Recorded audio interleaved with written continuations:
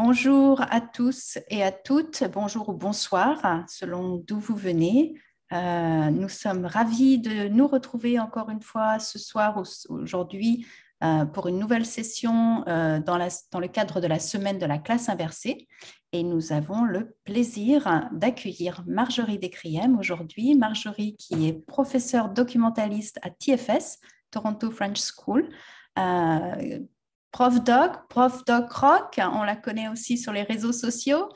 Qui ne la connaît pas? Donc voilà, on va laisser la parole à Marjorie. Marjorie, bienvenue. Tu vas nous parler ce soir de l'esprit critique. Voilà. Voilà, donc merci à tous, merci Catherine pour l'introduction, merci à tous pour votre temps et pour être là ce matin, ce soir, ce midi. Donc, pour commencer, désolée, je répète pour ceux qui étaient connectés, je mets dans le chat en fait un lien donc, vers des ressources. Donc, je vais présenter mon écran. Voilà. Donc, en fait, ça va être un petit peu les choses dont on va parler ce soir. Et donc, l'idée, c'est que je les ai mis sur un Padlet. Donc, vous allez avoir accès pendant que je discours, n'est-ce pas? Vous allez pouvoir jeter un œil, etc. Et puis, par la suite, si vous gardez l'adresse, en fait, le Padlet reste ouvert. Donc, vous pourrez aller prendre le temps d'aller exploiter un peu plus tout ça. Alors, je vais partager maintenant. Voilà, ici. Hop. Alors, j'ai plein de fenêtres d'ouvertes, donc je pars là-dessus. Alors, attendez, c'est un petit peu bizarre.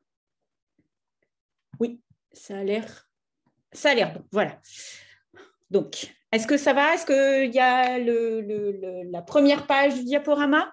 C'est parfait. Voilà, c'est parfait. Donc, voilà. Donc, ce soir, donc, ou ce matin ou cet après-midi, nous allons donc parler de l'esprit critique et de la classe inversée. Alors, en fait, pour commencer, ce que j'aimerais bien vous présenter, c'est en fait voilà, faire un petit point sur ce que c'est que l'esprit critique. Donc, l'esprit critique, on en parle souvent, c'est un de mes... on va dire, de mes sujets de recherche ou de travail récurrents. Et en fait, on a tendance à dire, voilà, c'est un peu dévoyé, on utilise le mot esprit critique dans la vie de tous les jours. Lors d'un repas avec des amis, d'ailleurs, on m'a dit qu'on n'était pas sûr que j'ai beaucoup d'esprit critique. Donc, en fait, les gens ont rigolé. Je vous raconterai un peu le contexte de l'anecdote au fur et à mesure. Donc, l'idée, en fait, c'est que moi, pour parler de l'esprit critique, j'utilise cette petite infographie qui a été publiée sur EduSchool, mais ça, c'est un peu l'infographie qui a été faite au début un petit peu plus dans d'autres coloris. Et en fait, moi, ce qui me plaît beaucoup là-dessus, c'est qu'en fait, je trouve que la définition est très pertinente. C'est-à-dire qu'en fait, ce qui est compliqué avec l'esprit critique, c'est qu'en fait, c'est à la fois, on va dire, des compétences, des habiletés, c'est-à-dire il faut avoir un bagage critique quelque part pour avancer, mais c'est aussi un état d'esprit, c'est-à-dire il ne suffit pas d'avoir les outils, il faut aussi être prêt à un certain nombre d'attitudes, avoir, moi, ce que j'appellerais une ouverture d'esprit. Enfin, voilà, donc c'est à la fois un positionnement mental et puis un positionnement cognitif, on va dire. Donc, en fait, ce que j'aime bien sur cette infographie, c'est qu'elle reprend les compétences et puis elle reprend également des qualités qu'il faudrait avoir, la curiosité, l'autonomie, la lucidité, la modestie, l'écoute, voilà, donc qui, on le voit bien, ne sont pas des choses qu'on peut enseigner, on va dire. On peut favoriser un contexte, mais ça ne peut pas être des apprentissages directs. Donc, l'idée, en fait, ça va être de réfléchir comment on peut utiliser donc, les classes inversées pour travailler un petit peu l'esprit critique. Alors, ce que je vais vous proposer, voilà, j'ai un peu de mal avec la petite fenêtre. Donc, ce que je vais vous proposer pour commencer, c'est voilà, vous êtes inscrit à cette formation, vous avez envie de parler sans doute je pense que les classes inversées vous intéressent. Donc, d'abord, comment juste avec cet intitulé, Esprit critique et classe inversée, qu'est-ce qui vous interpelle dans les classes inversées? Quand je vous dis classe inversée, à quoi ça vous fait penser, en lien avec l'esprit critique ou pas? Qu'est-ce que vous attendez d'une classe inversée? qu'est-ce que vous connaissez. Donc, j'ai mis dans le chat un lien vers un petit outil qui s'appelle Answer Garden. Donc, l'idée, c'est de semer une petite graine et qu'après, ça grandisse. Et donc, vous pouvez, en fait, en allant dedans, justement, taper voilà, ce qui vous passe par la tête et puis on va regarder un petit peu ensemble ce que ça donne. Donc, si ça vous dit, voilà, la consigne, ça va être, voilà, je vous dis classe inversée, à quoi ça vous fait penser?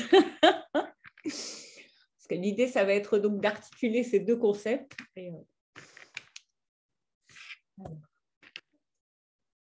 Alors, donc voilà, ça commence à arriver.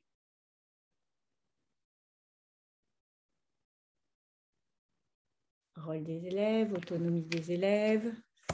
Alors, Answer Garden, c'est un petit outil, donc je vous disais, qui est très, très rigolo. Voilà, et au fur et à mesure, en fait, c'est un peu pour faire un brainstorming, une petite tempête de cerveau.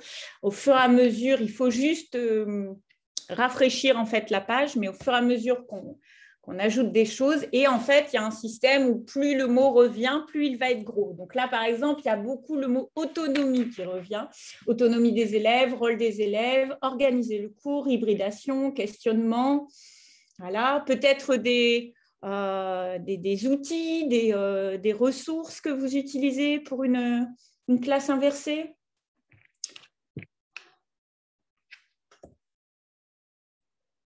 Alors, questionnement, scénariser un cours, écoute à l'envers.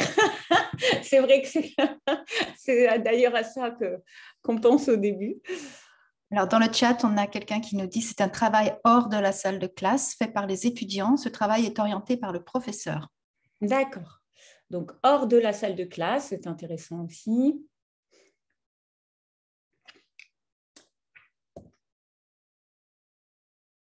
Voilà, donc je pense que là, voilà, questionnement, préparation, confiance, indépendance, voilà, là ça commence à bouger, expliciter, savoir construire. Donc, vous voyez qu'en fait, moi, ce que j'aime bien dans ce petit outil, c'est qu'au début, on met un mot et puis ensuite, on regarde et puis ensuite, on regarde les mots des autres et ça avance et ça grandit un petit peu. Donc, alors l'idée, en fait, bon, ben, ça va, je ne suis pas trop tombée, la pomme n'est pas tombée trop loin du Answer Garden, ça va aller. Donc, en fait, l'idée, ça va être un petit peu de voir à partir de vos réponses. Donc, ce qu'on peut utiliser dans les classes inversées, donc un peu tout ce que vous m'avez dit, pour justement travailler les compétences critiques et l'esprit critique avec les élèves. Alors, le dispositif de classe inversée, en fait, voilà, on voit qu'il est protéiforme, hein, puisqu'il y a beaucoup de choses qui sont contenues sous cette appellation de classe inversée. Et en fait, ce qui est intéressant à penser, c'est qu'en fait, on va dire que la classe inversée, c'est la vision d'ensemble, c'est une macro-stratégie.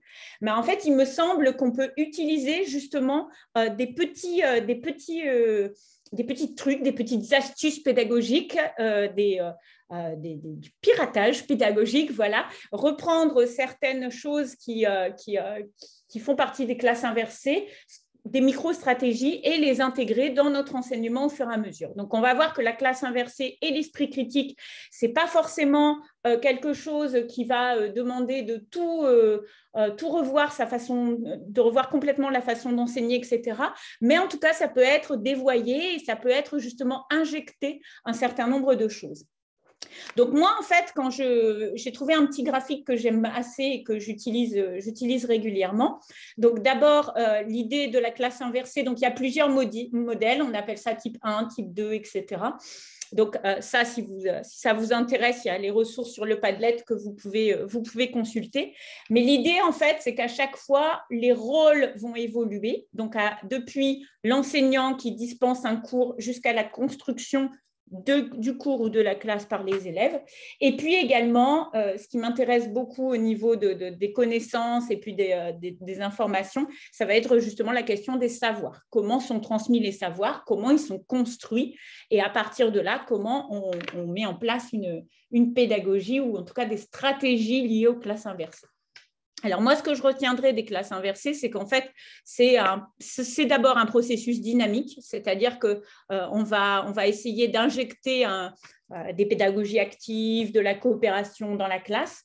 C'est également une externalisation du savoir. Il n'y a pas une seule personne qui est détenteur, qui serait l'enseignant qui est détenteur du savoir. Et puis, c'est l'idée de scénariser, c'est-à-dire justement de donner des situations pédagogiques où les élèves peuvent avancer, où il va y avoir un guidage qui peut être plus ou moins lourd, mais en tout cas, voilà, amener les élèves sur un chemin. Et donc, pour moi, c'est ça l'idée de la scénarisation.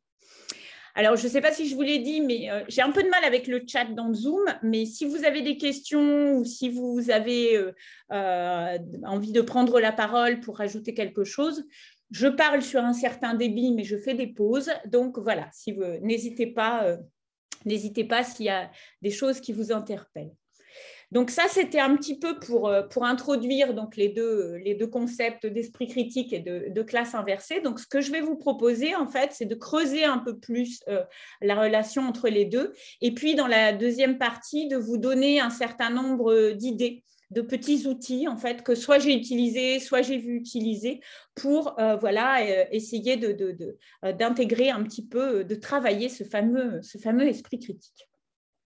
Alors, donc voilà, donc, pour moi, l'idée de la classe inversée, ce que j'en regarderai, c'est justement d'éclater la classe. C'est-à-dire justement, quand on a parlé d'externalisation du savoir, c'est d'utiliser des supports très, très différents, que ce soit des cours en ligne, des ressources sous forme de capsules vidéo, audio, des recherches personnelles aussi, des parcours de recherche pour les élèves. Également, des outils de méthodologie, donc apprendre aux élèves à s'outiller pour avancer dans la pensée critique. Et puis, l'idée de posture, réflexion personnelle, les dialogues, les élèves qui vont être en action. Donc, un petit peu tout ça, vous voyez, ça fait beaucoup de choses. Pour l'instant, voilà, ça part dans toutes les directions. Donc, on va essayer de recentrer un petit peu tout ça. Alors, hop. Donc, voilà. Donc, l'esprit critique, on a dit, moi, quand j'en parle avec les élèves, en fait, c'est toujours l'idée de esprit es-tu là. Donc, c'est d'abord une posture. Ensuite, ça va être des capacités. Et puis, ça va être l'ouverture d'esprit. Et en fait, le problème de l'esprit critique, c'est qu'en fait, c'est comme l'intelligence. On n'est jamais objectif par rapport à soi-même. C'est-à-dire qu'en fait, il y a une petite histoire qui est le syndrome du brocoli, en fait. On veut toujours donner une bonne image de soi. Ça vient d'un sondage où on demande aux gens s'ils préfèrent manger des frites ou des brocolis. Et la majorité des sondés vont dire qu'ils préfèrent les brocolis, voilà. Parce que voilà, ça donne une image de quelqu'un qui va manger sainement, Et donc, en fait, c'est vrai que nous-mêmes, nous sommes confrontés à nos propres biais et c'est d'autant plus... c'est une remarque qu'il faut garder à l'esprit quand on va parler d'autant plus d'adolescents et d'élèves en position d'apprentissage. Donc, en fait, l'idée, ça va être justement d'essayer de dépasser certains biais qui sont des biais normaux cognitifs, qui sont liés à notre fonctionnement neuronal, etc. Et puis ensuite, d'essayer de travailler certaines habiletés, compétences, attitudes avec les élèves. Alors, d'abord, donc le premier biais à essayer de démonter ou en tout cas d'atténuer, ça va être l'illusion de savoir. Parce qu'en fait, par défaut, on n'aime pas ne pas savoir. Donc, en fait, on a besoin de sécurité dans les connaissances. Et en fait, on va essayer c'est ce qu'on appelle des raccourcis de pensée, des heuristiques, des biais. On va essayer d'avoir une vision du monde qui est en cohérence, qui n'est pas trop disruptive, voilà. Et donc, en fait, on va se baser sur ce qu'on sait en ayant l'impression et projeter un petit peu des situations parallèles pour ne pas être en dissonance cognitive et pour rester dans un état d'esprit plutôt serein. Et en fait, justement, ça c'est un gros problème parce qu'en fait, on a tendance à rester dans sa zone de confort. Et pour passer à ce qu'on appelle donc la zone d'apprentissage, eh bien, il va falloir voilà, avancer, se mettre en défaut, se remettre en question, donc passer une zone de peur, et ça n'est pas toujours évident. Et en fait, la curiosité, c'est quelque chose qui est très, très important, parce que la curiosité, c'est ce qui va faire que vous allez justement avoir envie d'apprendre. Il y a aussi la question de la motivation qui va être là derrière. Donc, par exemple, l'illusion de savoir, c'est quand vous achetez un nouveau téléphone portable, au début, vous avez tendance à faire que ce que l'ancien faisait, alors qu'il a peut-être plein de nouvelles possibilités, mais voilà, on reste un petit peu dans ce qu'on connaît, et c'est très bien pour tout le monde, et voilà. Donc, alors, comment faire pour justement appliquer maintenant, donner aux élèves l'envie d'être curieux, de regarder le monde différemment. Et puis surtout, quand on a des petits élèves, on dit par exemple, les sujets qui touchent au numérique, on va dire vous connaissez, oui, je connais, madame. Et puis après, voilà, on va essayer de gratter un petit peu. Donc, en dispositif de classe inversée, il y a quelque chose qui, moi, me fait beaucoup rire personnellement. En fait, je leur donne des alertes doc. Donc, souvent, en fait, comme on a un système de classe virtuelle, je vais poster une petite question un peu dérangeante, tant qu'à faire. Et puis, voilà, ça peut être avant la classe ou ça peut être après la classe pour la séance d'après. Mais voilà, ça permet en fait d'ouvrir le dialogue. Donc, par exemple, ça peut être une question, si on travaille sur la publicité, combien de mails publicitaires as-tu reçus dans ta boîte email pour la journée? Et quand on arrive en classe, en fait, l'idée, ça va être de réfléchir, est-ce qu'avant la publicité, comment elle fonctionnait? Est-ce qu'on en avait moins? Est-ce qu'on en avait plus? Alors, en plus, quand on leur dit qu'avant, il y avait des prospectus ou des annonces au téléphone, voilà, ça fait beaucoup rire. Mais voilà. Donc, également, des petites questions. Regarde les statistiques sur ton portable. Combien de temps passes-tu sur ton portable? La même chose avec des jeux vidéo. Comment te tiens-tu au courant de l'actualité? Enfin, voilà. Des petites questions, en fait, qui vont mettre l'élève en position d'enquêteur et en fait qui vont mettre le doigt sur des choses qui ne sont pas toujours voilà, auxquelles on ne va pas se confronter tout de suite. C'est-à-dire que moi, depuis que mon téléphone me dit combien de temps je passe en ligne, ça me dérange beaucoup.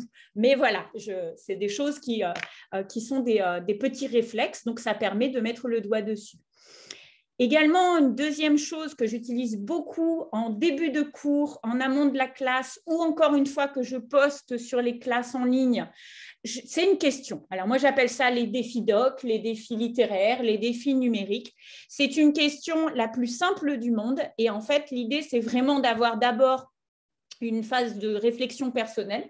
Donc, par exemple, c'est quoi une information? Alors, selon les supports qu'on a, soit on peut utiliser des petits post-it en classe. Moi, j'aime bien utiliser des post-it pour après faire un petit mur de post-it. Ou alors, ça peut être sur un mur virtuel collaboratif. Ou alors, ça peut être sur le cahier dans le cadre d'une fiche de travail. Voilà. Mais en tout cas, c'est l'entrée dans le sujet. Donc, c'est quoi la lecture? C'est quoi une information? Alors, moi, ce que j'adore, c'est quoi Internet et c'est quoi Google? Parce qu'en fait, au début, ça paraît évident. Tout le monde sait. Et puis, en fait, au fur et à mesure où on creuse, l'idée, c'est de bâtir un petit peu la définition avec les élèves. Et quand on fait une mise en commun dans le groupe classe, c'est super intéressant parce qu'en fait, la définition va évoluer au fur et à mesure. Et également, on ne va pas avoir la même définition d'une classe sur l'autre. Alors, il y a des éléments que moi, je vais réinjecter et qu'on va voir ensuite. Mais voilà. Donc, c'est des petites choses. Pour moi, c'est des petites stratégies qui sont en lien avec la classe inversée, mais qui permettent également de susciter la curiosité ou en tout cas de faire s'interroger les élèves sur le monde qui nous entoure. Alors, quelque chose qui avait eu sa petite heure de gloire pendant l'enseignement en ligne, en fait, c'était de proposer des petits, un peu à la manière des fils de réseaux sociaux, de proposer des instants culture ou des instants connaissance. Donc, on avait appelé ça les instancés. Donc, l'idée, c'était vraiment de poster soit une photo qui était parue sur un réseau social, soit un petit article avec un titre. Et donc ça, en fait, je compilais des petites choses que je voyais passer pour poster, encore une fois, dans les classes et avoir un petit temps, un moment de discussion avec les élèves. Donc, par exemple, en maths, on avait mis cette petite infographie qui circulait sur les réseaux sociaux où on expliquait que les chiffres étaient faits avec des angles, etc.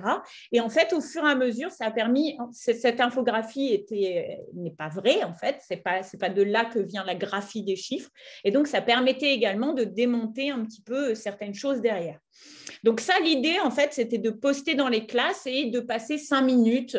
On passait 5 minutes en début de cours en ligne ou 5 minutes en fin de cours quand on est revenu dans la classe pour voilà, ouvrir un peu l'esprit, discuter de sciences, discuter des médias à partir d'un tout petit document.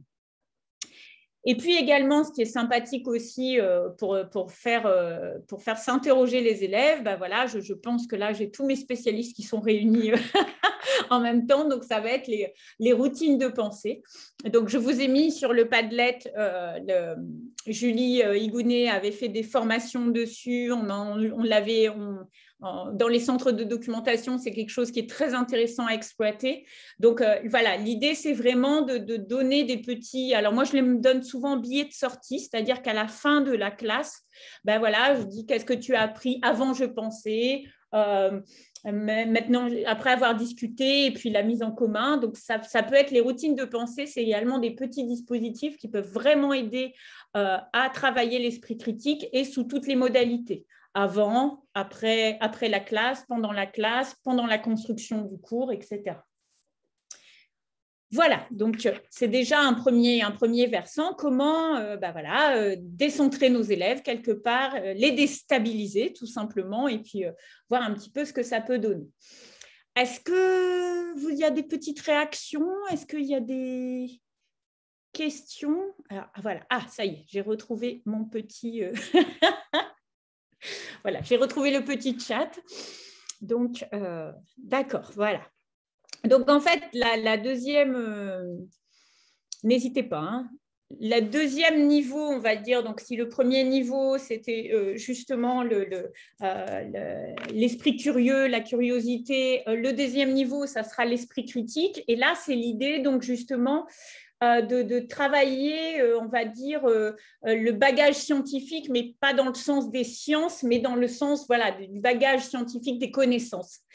Et en fait, là, le biais à contrer, ça va être l'effet Dunning-Kruger, qui me plaît beaucoup aussi, qui me fait beaucoup rire.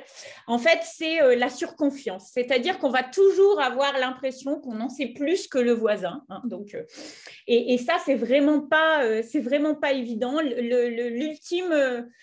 L'ultime stade de l'effet Dunning-Kruger, en fait, ça va être justement le syndrome de Galilée. C'est pas parce qu'on s'affronte au monde entier, c'est pas parce qu'on nous oblige à dire quelque chose qu'en fait, on a forcément raison. Et c'est souvent un argument qu'on retrouve quand on parle de sujets polémiques, on va dire à la limite du complotisme, etc. C'est de toute façon... je suis l'être éclairé et puis vous êtes un petit peu dans l'ignorance et ça, c'est très dur à déconstruire en fait. Donc, l'idée, en fait, ça va être justement, donc ça, c'est exactement le genre de petites choses. Les virologues et immunologistes savent qu'un vaccin injecté dans le bras ne peut pas bloquer l'infection et la transmission pour un coronavirus qui passe par le nez. Donc là, en fait, on se retrouve dans des situations où, en fait, on utilise ce qu'on a, nous, ce qui est intuitif ou le bagage qu'on a pour la... Hein? Il y a un micro qui est ouvert. Oui. Pensez à couper les micros. Merci beaucoup. Je me demandais si c'était une question ou... Bon, il n'y a pas de souci. Donc voilà. Voilà. donc voilà. Donc en fait, c'est vrai que des fois, on va avoir tendance à faire des raccourcis, à se raccrocher à ce qu'on connaît. Alors là, c'est vraiment flagrant parce que là, on sent bien qu'il y a quelque chose qui ne va pas. Mais je pense que d'un point de vue personnel, la personne qui a écrit ça, pour elle, elle était vraiment dans une argumentation logique, dans un raisonnement rationnel et donc dans quelque chose qui...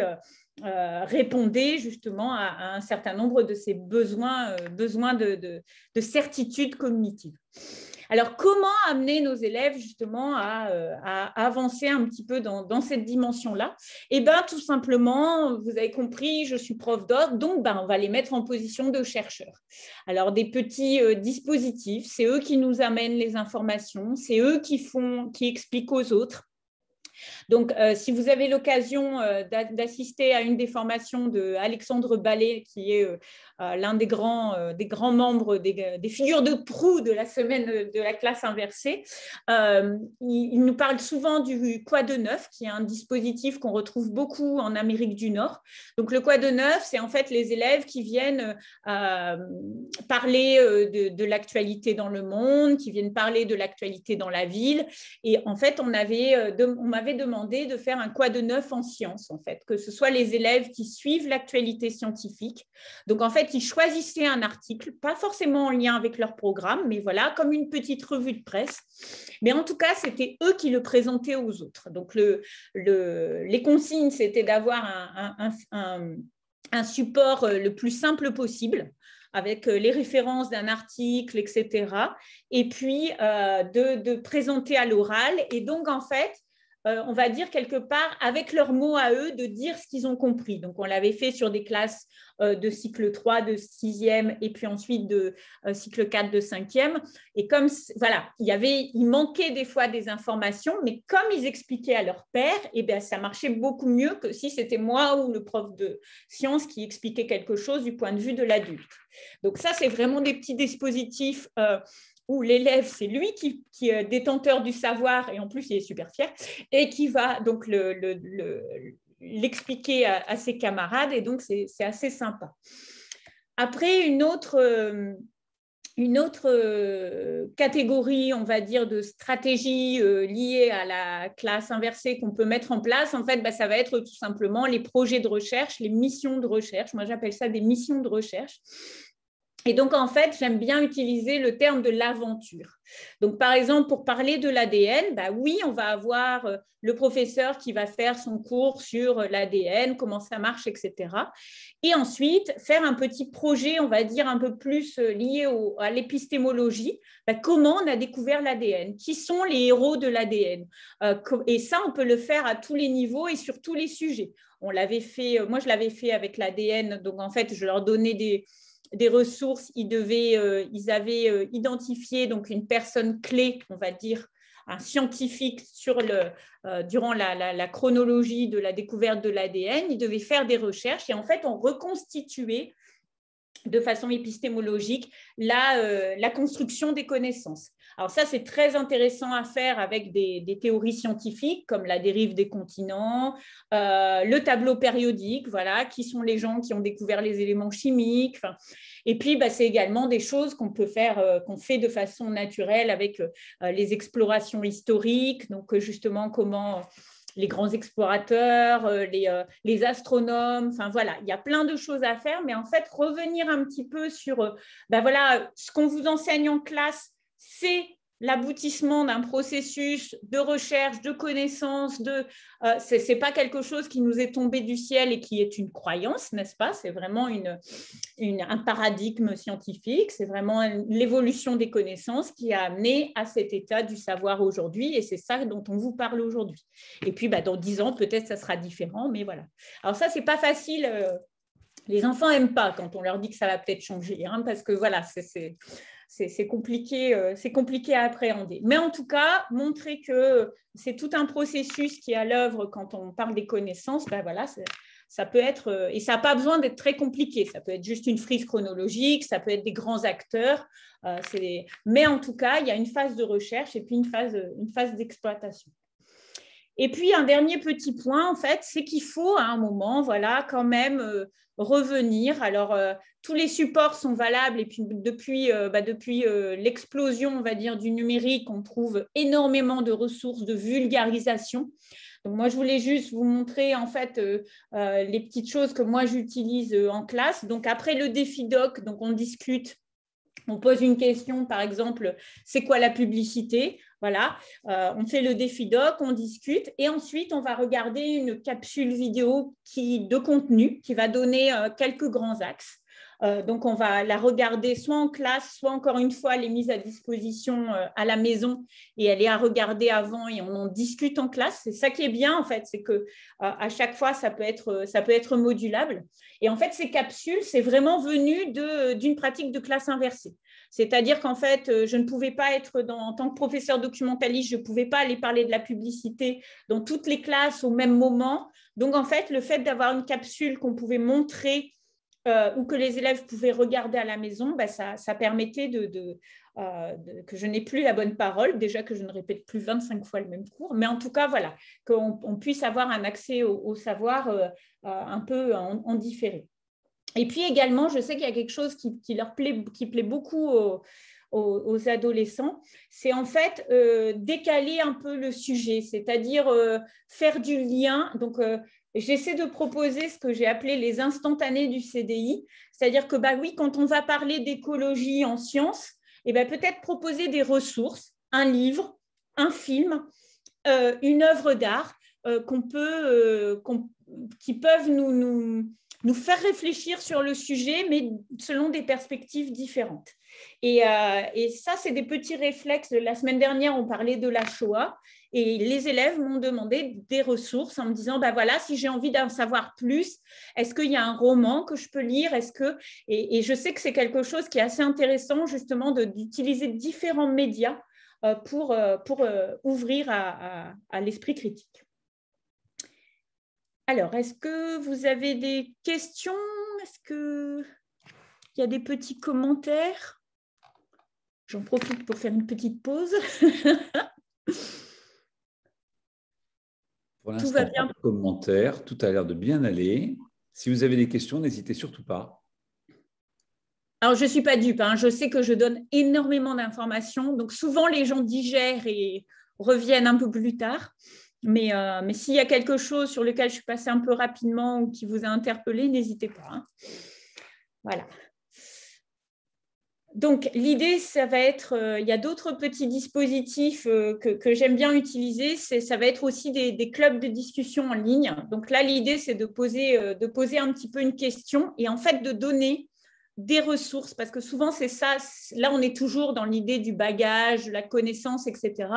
Débattre, discuter, c'est bien. Débattre, ça veut dire qu'il faut avoir plusieurs perspectives, plusieurs points de vue sur le sujet, être capable de sortir de sa propre sensibilité. Et donc, en fait, souvent, ça se fait par l'intermédiaire de sources extérieures. Donc, on a vu que ça pouvait être des fictions, ça pouvait être des petits instants sciences. Mais là, en fait, j'avais commencé à faire des petits clubs de l'esprit critique. Donc, pareil, une question naïve, faut-il protéger la vie privée des enfants sur les réseaux sociaux? Peut-on passer au tout électrique sur la planète? Enfin, des questions, voilà. Et en fait, l'idée, c'était de rédiger une petite problématique sur un blog et de donner 3 articles, 3 sources assez simples, mais avec des perspectives différentes pour donner en fait de la matière à argumentation. Donc, pour sortir du jugement, pour réfléchir au monde qui nous entoure et donc pour former un esprit humaniste, un esprit critique et à avancer un petit peu dans ces directions-là. Alors ça, je sais que c'était quelque chose que j'avais beaucoup utilisé. C'est pareil, soit en début de lancement de séquence. Donc là, c'était quelque chose sur les réseaux sociaux. On a beaucoup de questions sur les réseaux sociaux et je m'étais dit que les adolescents savaient beaucoup de choses. Donc, on était parti de ces parents qui prennent en photo toute la vie de leurs enfants, depuis la naissance jusqu'à 12 ans, etc. Et on en avait discuté. Et c'est vrai que c'est quelque chose qui est super intéressant. Donc, le blog, en fait, l'article était accessible. Soit les élèves, on leur présentait en classe, ils préparaient à la maison et on en parlait. Soit ça pouvait être l'objet d'une séance en classe, c'est-à-dire pendant 1 heure, ils lisaient, ils préparaient leur argumentaire. Je leur demandais 3 arguments. Ils le postaient dans les commentaires du blog et puis à la fin, on revenait. Mais en tout cas, c'était des prétextes à discussion. Et voilà, ça sortait un peu de la simple discussion pour avancer vers quelque chose qui était plus de la discussion à visée philosophique ou du débat argumenté. Donc, voilà un petit peu d'autres contextes qu'on peut utiliser. Et puis, ben voilà, le dernier biais qu'on va contrer pour essayer justement d'avancer et que notre esprit critique soit complètement ouvert. Vous vous souvenez, c'était l'idée de l'ouverture d'esprit.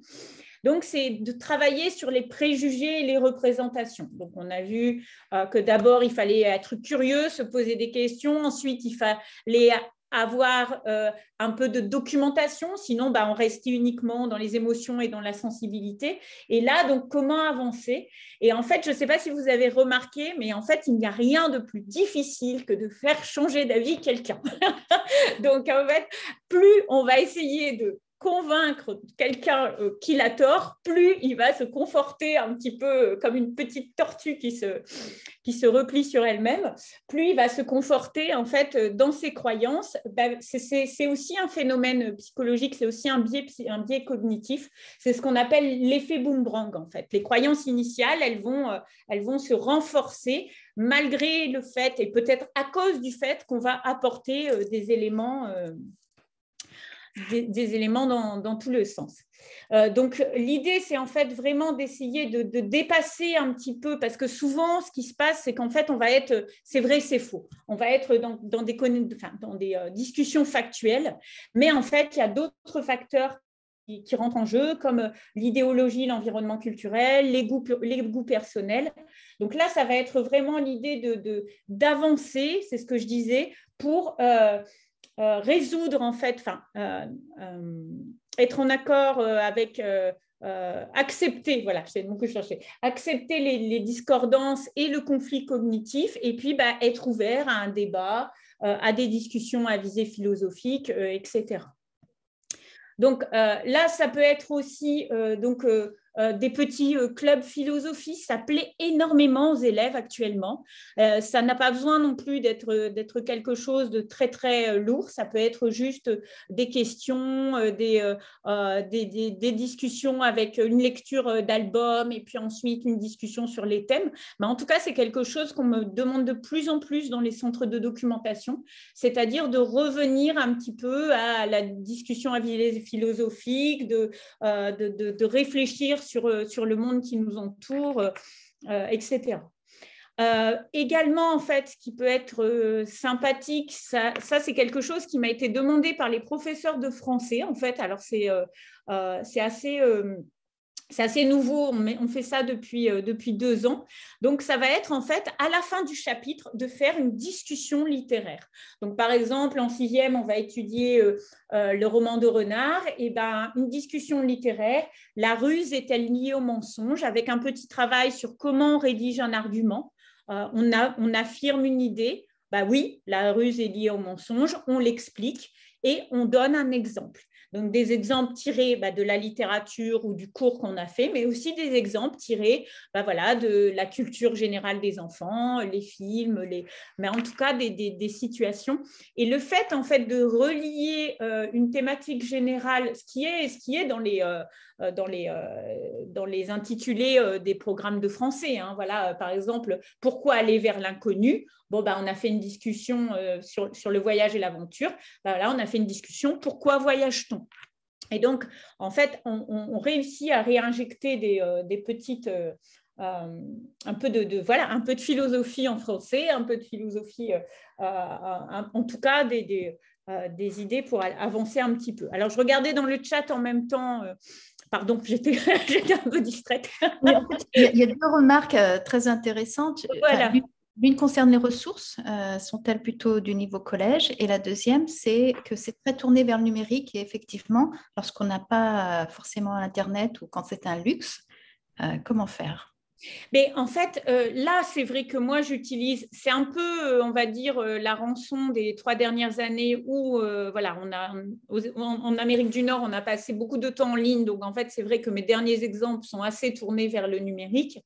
Mais par exemple, faire des FIDOC, poser une petite question en début de cours, ça peut se faire de toutes les façons. Et l'idée, c'est d'ailleurs, le numérique doit apporter normalement une plus-value.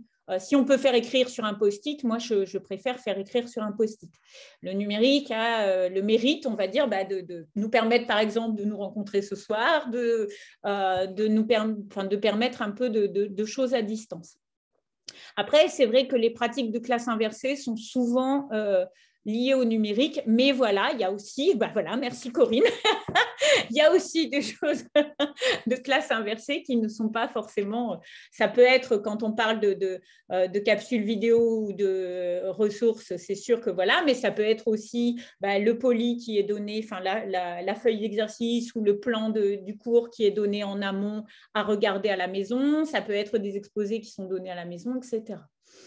Alors, les ressources, en fait, moi, je travaille beaucoup sur des cycles 3, cycle 4. Donc, en fait, il y a certaines ressources collège, mais quand vous posez une question, on peut tout à fait poser une question comme c'est quoi la lecture en cycle 1 ou cycle 2. Ça, il n'y a aucun souci. Voilà. Donc, après, ça dépend les dispositifs. C'est sûr que les clubs de l'esprit critique, ça va peut-être être un peu plus… Mais s'il faut retenir une idée générale, c'est vraiment d'essayer de mettre l'élève en position d'interrogateur, en position de chercheur, en position active, on va dire. Mais voilà, et également de le faire sortir de ces petites ornières, de sa petite vie tranquille. Et ce n'est pas toujours facile, hein, parce que notamment quand on parle du numérique, pour remettre en cause certaines conceptions ou certaines représentations ou certaines perceptions des usages du numérique, ce n'est pas toujours facile auprès de nos élèves. Mais voilà, au moins on a le mérite de poser la question et puis un peu comme dans Answer Garden, la petite graine est posée et voilà. Est-ce que j'ai répondu aux questions ou est-ce que… Oui, tout à fait, oui. Ça va? Ok, d'accord. Alors, donc, j'ai presque fini, donc on pourra revenir un peu plus en détail. Donc, également, donc là, j'étais aux discussions littéraires, etc. Donc, il y a plein de dispositifs qui existent. Hein. Si vous cherchez discussions à visée philosophique, moi, j'ai essayé de donner un petit peu les choses qui m'ont été demandées dernièrement. Et donc, quelque chose également qui est très intéressant, alors là, ça va être au niveau 3e lycée, cycle 4 et lycée, c'est en fait des comités d'éthique, c'est-à-dire qu'on réunit un comité d'éthique qui va travailler sur une question, une controverse scientifique, etc. Et en fait, c'est très, très intéressant à faire avec des lycéens parce qu'ils vont avoir… on va dire un bagage scientifique, ils vont peut-être avoir une option qui sera plus tournée vers la sociologie ou les sciences humaines. Donc, par exemple, il y avait un projet qu'on avait fait, un combat de première S et de première ES sur le cerveau a-t-il un sexe? Donc, est-ce que c'est une réalité biologique est-ce que le genre est une réalité biologique ou est-ce que c'est une construction sociale? Et c'était donc les élèves avaient un temps de préparation et ensuite on faisait un débat. C'était la réunion du comité d'éthique et donc voilà, chacun présentait ses arguments, son point de vue. Ce qui est intéressant, c'est également tout ce qui peut être jeu de rôle, hein, parce qu'en fait, voilà, pour au revoir Latifa, bon, pour avancer par rapport à ces choses-là.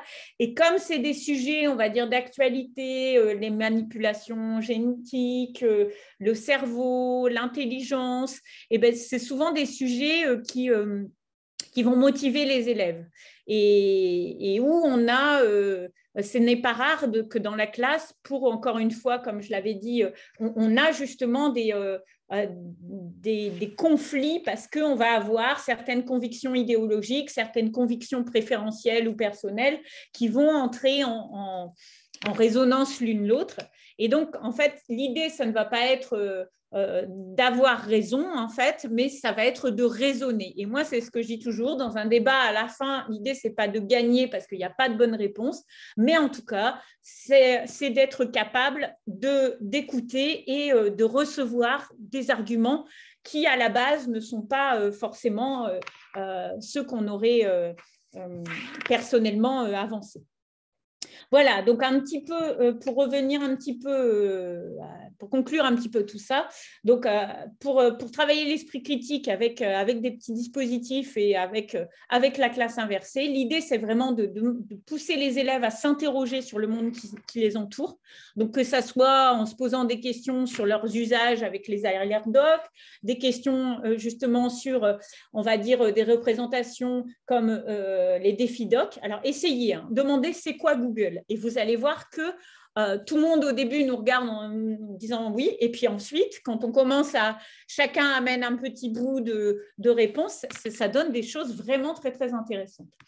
Les instants de culture et puis les routines de pensée. Le deuxième stade, ça va être d'amener les élèves à s'outiller. Donc là, j'ai pas fait... je n'ai pas été à la méthodologie du débat, etc., mais s'outiller au niveau des connaissances, c'est-à-dire que si on veut parler d'un sujet, il faut être capable d'avoir une vision du sujet sous différentes perspectives. Et ça, c'est quelque chose qui est très, très travaillé dans les cursus nord-américains, en IB, en MYP, etc., où on demande justement de changer de perspective.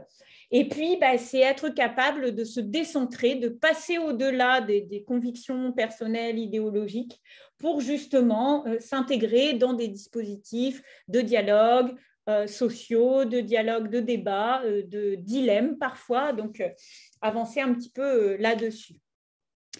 Donc, zut, il me manque une diapo. Bon, pour conclure, en fait, je vais revenir... Donc, il y a mon petit Padlet qui était donc à disposition. Et sur le Padlet, je vous ai mis une référence. Alors, je vais essayer de le retrouver, mon Padlet. C'est fermé. Alors, vous allez admirer, n'est-ce pas? Voilà, parfait. Non, il n'y a pas eu le temps de défiler les 300 Padlets. Donc, voilà. Donc, pour aller plus loin, en fait, il y a un ouvrage de Dan Sperber qui vient de paraître aux éditions Odile Jacob qui s'appelle « L'âge de la raison », où on explique justement qu'aujourd'hui, on parle beaucoup de raison, d'esprit critique, mais en fait, la théorie de Dan Sperber, c'est qu'en fait, la raison, c'est en fait quelque part un outil pour la société et que donc être capable de raisonner, c'est avant tout être capable de vivre ensemble. Et donc, si ça peut être un petit peu la conclusion de cet atelier aujourd'hui, de cette présentation, ça serait qu'en fait, à travers la raison, on va essayer, à travers la formation de l'esprit critique, on va essayer justement d'apprendre des versants citoyens et puis l'idée de dialoguer ensemble à nos élèves. Le livre s'appelle « L'énigme de la raison », pas « l'âge de la raison ». Voilà. Voilà, je pense que j'ai rempli mes petites minutes de présentation. Donc, si jamais vous voulez revenir sur certains détails, voilà, je suis à votre disposition. Et puis, n'hésitez pas, c'est ce que je dis toujours, merci, j'ai des fans là. Je fais le service après-vente, donc le Padlet reste ouvert. Si vous avez des choses que vous voulez appliquer dans votre classe, mais vous ne savez pas trop par où commencer, n'hésitez pas à me contacter, à m'envoyer un petit mail. Ça me fait toujours plaisir d'avoir des retours et de partager, de voir un petit peu comment tout ça grandit. Alors, je sais que c'est un vaste sujet, l'esprit critique, et à chaque fois que j'en parle, je me dis « Ah, mais j'ai pas dit ça, j'ai pas dit ça, j'ai pas dit ça. » Donc, bon, voilà, on va dire que pour aujourd'hui, voilà mon versant de l'esprit critique et les micro-stratégies, comme j'avais dit, que vous pouvez utiliser dans le cadre des classes inversées. Merci Marjorie. Merci très belle beaucoup. conclusion. Ouais, très intéressant. Oui. Des questions?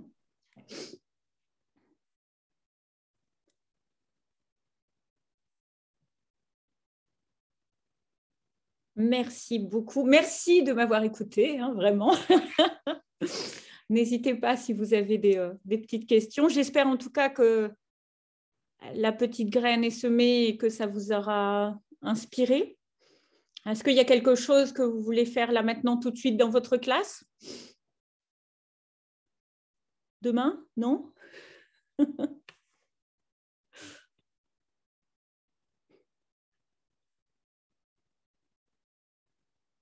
Merci beaucoup.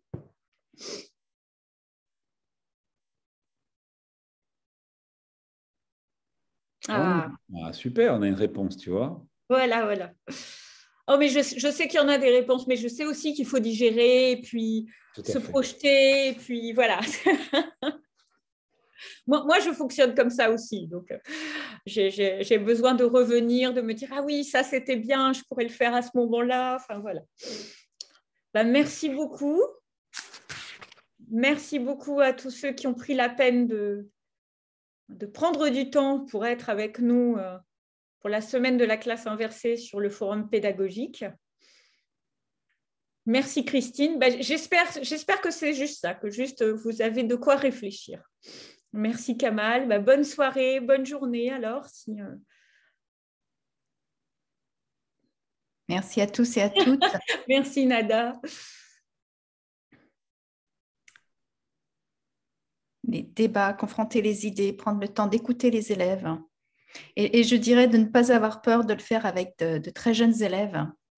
Dès le cycle 2, même le cycle 20, les enfants ont tellement de choses à dire et tellement de choses à débattre. Et ils ont des idées très intéressantes. Ah bon, ça va, chacun prend une petite pierre. Hein. C'est les missions de recherche, les débats, les défis. Après, moi, je vous présente une pratique personnelle, mais allez vous renseigner aussi. Je veux dire, il y a des tas d'autres ressources. Donc, je voudrais rajouter une chose, c'est pour avoir vu au cycle, et surtout en maternelle, des débats philosophiques. Moi qui enseigne au collège, je trouve remarquable parce qu'ils disent mais beaucoup de choses. Et je prends toujours l'exemple, par exemple, des élèves qui n'arrivent pas, j'enseigne les SVT, à émettre des hypothèses.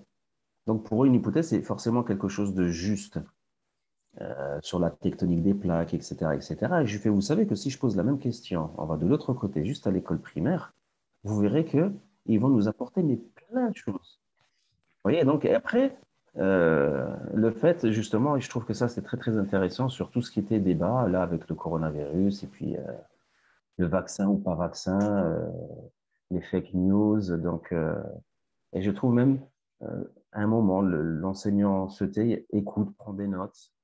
Vous voyez, je trouve que c'est ce que vous nous avez apporté là, c'est vraiment très intéressant. Sur l'ADN, par exemple, ça me parle.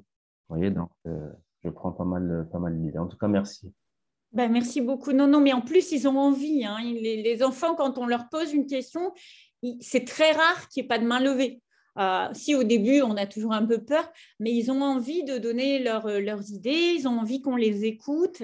Et après, c'est vrai qu'au collège, il y a un phénomène d'inhibition, c'est-à-dire justement, c'est ça l'idée, c'est d'avancer vers leur redonner ce goût de la curiosité qu'on voit énormément, notamment dans les sciences chez les petits. Et puis après, voilà, on a peur de se tromper et puis on a besoin de certitude. Mais voilà, travailler là-dessus, c'est vraiment super. Moi, je voulais me permettre de vous remercier encore une fois parce que pour moi qui travaille en français langue étrangère, qui enseigne le français langue étrangère, ce que vous nous avez apporté là, c'est une mine d'or parce que on a beaucoup à travailler sur l'interculturel avec nos apprenants, puisqu'on a des groupes de plein de nationalités et que tous les petits dispositifs, enfin ce que vous appelez des petits dispositifs, ils ne sont pas si petits que ça, parce que c'est un mécanisme, c'est plutôt un état d'esprit, et je trouve que pour nous, ça devrait faire partie intégrante de notre démarche. Au même titre que l'enseignement, que l'accès aux compétences linguistiques, je dirais, parce que c'est vraiment apporter une ouverture aux gens sur l'extérieur et ça pourra aider aussi. Alors après, ça dépend des domaines d'enseignement, mais à l'éducation, aux médias, enfin pour moi, ça a des retombées un peu multiples, quoi, sur l'éducation aux médias, la citoyenneté, sur plein de choses. Donc, merci. De rien, oui, c'est vraiment, je pense que les classes inversées, pour tout ce qui est compétences transversales, tout ce qui est création, communication, esprit critique, voilà, c'est vraiment des mines d'or et puis des pistes didactiques qui sont très, très intéressantes à exploiter. Et puis, merci en tout cas. Ça donne surtout la possibilité aux gens de pouvoir s'exprimer en classe autour d'un sujet, que ce soit d'une façon ou d'une autre, puisque vous avez proposé pas mal d'outils. Et je leur dis, parce que je suis un peu sensible à ça, je pense que tout est déclinable et applicable sans numérique du tout. Oui, et la question de la temporalité, moi, comme je suis professeure documentaliste, je n'ai pas de classe directement en charge, donc j'interviens. Donc, en fait, à chaque fois, ça va être des petites séquences. Et en fait, il y a des dispositifs qui peuvent prendre 5 minutes, il y en a qui peuvent prendre une séance. Après, on peut décliner, mais souvent, le facteur temporel est important aussi. Mais l'essentiel, ce n'est pas l'outil, c'est ce qui va se passer en dehors de la classe, en réfléchissant, qu'est-ce qu'on va le faire, qu'on le fasse sur un Padlet ou qu'on le fasse sur une feuille de papier. Voilà, oui, c'est tout à fait ça. C'est le cadre qui importe et pas l'outil à la fin. Merci à vous encore. Merci beaucoup.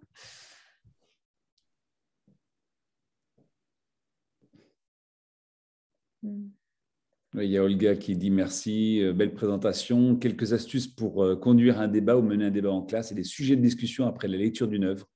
Effectivement, tu as apporté pas mal d'éléments par rapport à ça, c'est intéressant. Ouais.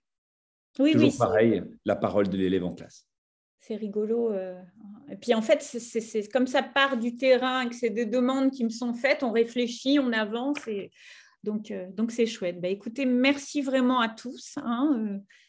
Moi, ce que j'ai trouvé intéressant, c'est la démarche aussi, c'est-à-dire s'interroger, s'outiller, se décentrer. Je trouve que c'est une spirale vertueuse, on va dire, parce que c'est ce qu'aujourd'hui, et je souscris à ce que disait Catherine tout à l'heure, dès les plus petites classes, parce que c'est presque une conception et un entraînement aussi. Plus on est habitué depuis le jeune âge à débattre en classe, à s'interroger entre pairs, plus on développe des compétences, j'ai envie de dire sociales, et en même temps de curiosité et peut-être même d'esprit critique, effectivement, vis-à-vis de tout ce qu'on peut entendre, lire, voir ici ou là. Et c'est l'enjeu de tout ça. Le regain d'intérêt, on va dire, chez les petits, dans cycle 1, cycle 2, pour les ateliers philosophiques, c'est bien un reflet de ce besoin parce qu'en fait, l'information, on la trouve, mais maintenant, voilà, comment on sort de sa petite bulle et comment on s'ouvre au monde. Et plus on a d'informations, plus on a tendance à s'enfermer en plus. Donc, voilà, c'est plein de petites choses à mettre en place. Et il n'est jamais trop tôt pour l'esprit critique. Voilà. Tout à fait. Et tout ceci pour permettre le vivre ensemble, comme tu nous le disais si bien tout à l'heure en conclusion. Voilà. Bien, merci à tous et à toutes. S'il n'y a pas d'autres questions, on va s'arrêter là. Je vais arrêter l'enregistrement.